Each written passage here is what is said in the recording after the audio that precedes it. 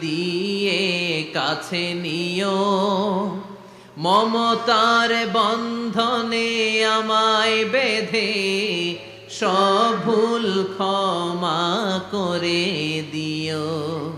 আমি যদি কোনোদিন পথ ভুলে যাই, পড়েন, হাত ছানি দিয়ে কাছে নিও, মমতার বন্ধনে আমায় ডেকে সব ভুল ক্ষমা করে দিও। চিল্লায় পড়ে না আমি আর জোরে আমিন।